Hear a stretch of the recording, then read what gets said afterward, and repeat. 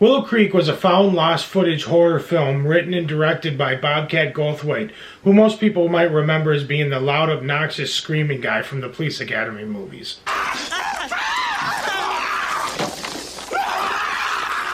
The film follows a young couple through the dense woods of Willow Creek in Northern California to retrace the steps of Roger Patterson and Robert Gimlin, who filmed the now famous Patterson-Gimlin footage, who some claim to be the most convincing evidence of Bigfoot. After being warned by some of the locals to stay out of that area, the couple decides to venture into the woods anyway, and soon discover that someone or something is letting them know that they're not welcome. I found this movie to be very effective.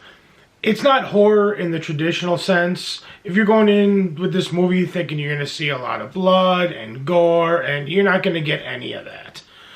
This movie is horror through long, tense cuts, great performances, and an overall feel of just pure dread.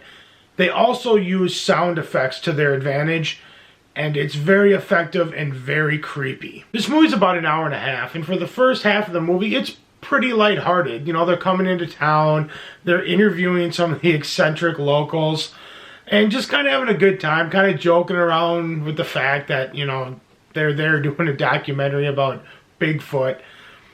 There's, except for the couple of situations where some of the locals are kind of like, you know, you shouldn't be joking about this, stay out of that area, it's dangerous, this and that.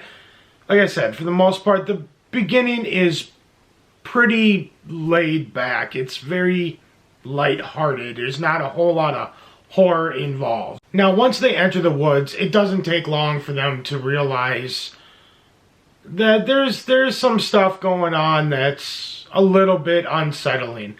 They're walking in and everything's fine, you know, till they basically stop and set up camp for the night. And they set up camp for the night and they kind of go on a little walk away from their campsite and find a river and hang out there for a while, and then they come back and on the way back he's finding some of his clothes hanging from a tree, which is just very odd. And they come back to realize that their entire campsite is completely in shambles. The tent's knocked over, everything's pulled out, there's clothes everywhere. They just basically, you know, set it aside as, oh, it's some of the locals messing with us because they don't want us here. And they basically just kind of ignore it and put everything back up and continue on. After that, the film kind of cuts to them in their tent, and it's at night, and they have this little kind of romantic scene, this and that, and document it all. Then they turn off the camera, and they turn the camera back on in the middle of the night, which is appeared to be hours later. The boyfriend is awoken by a strange sound, and he turns on the camera, and the girlfriend wakes up, and they kind of play it off like, oh, it's just another animal, this and that, and it's really not anything to be too concerned about. Now, this scene is an 18-minute non-cut scene. There are no cuts. It's just a straight 18 minutes of this couple sitting in a tent on a low-budget camera, very grainy, distorted. And this is one of the most terrifying, remarkable, best-acted scenes in the movie. This goes from this 18-minute scene goes from the couple at the very beginning shrugging these noises off that they're hearing off in the woods from their tent as, you know, just an animal, a deer, not that big a deal. It goes from that to pure terror. It's beautifully acted. I mean, they really sell it. You 100% believe it. You can just feel the dread that they're feeling. It really consumes you in and grabs a hold of you, and it's almost like you're in the tent with them.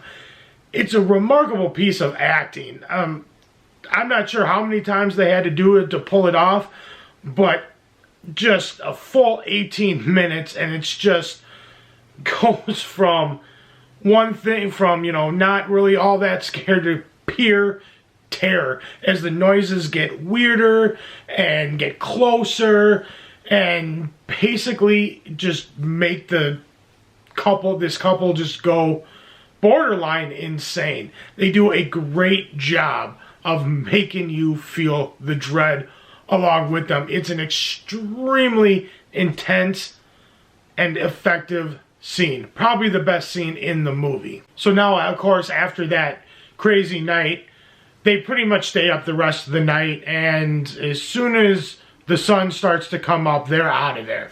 They're packing everything up. They're like, we're getting out of here. Forget the documentary. Something was messing with us. We need to get the hell out of here. So they go and they start heading back to the car. And very similar to like the Blair Witch Project. This movie reminds me a lot of the Blair Witch Project. But of course, on their way back, they get lost. They can't find the car. They keep going in circles for hours. And, you know, like I said, there's this thing up there. So they're just going more and more crazy because they can't find their car. They can't get out of these super, super dense woods.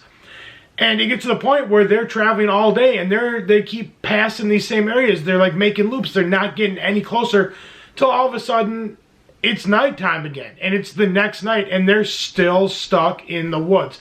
And I'm not going to give the ending away.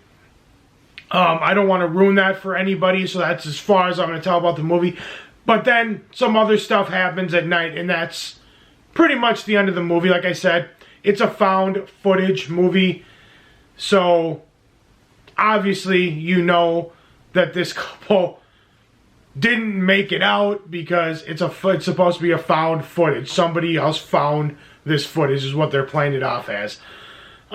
It's an extremely effective movie. I highly recommend it. I know lots of times, like the found footage type film has been outplayed, but this one was extremely effective. I really enjoyed it. Now, I don't know if it's because I haven't watched one in a while or what it was, but I found it to be extremely enjoyable, and I highly recommend it.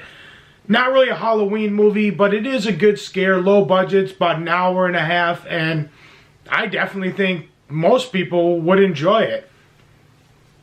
Out of a possible 5 jack-o'-lanterns, I give this 4. Thank you very much for watching, you guys. I really appreciate it. If you like this video, give it a big thumbs up. Lets me know you like what I'm doing. Like, subscribe, share, all that fun stuff. Hoping to get a couple more of these out. I got a couple more ideas of some stuff here. We're down to about the last week before Halloween. And so, yeah, I'm going to work hard, try to get 2 or 3 more videos out before the Halloween is here. And thank you very much again for watching, guys. I really appreciate it, and I'll see you guys in the next video. Bye.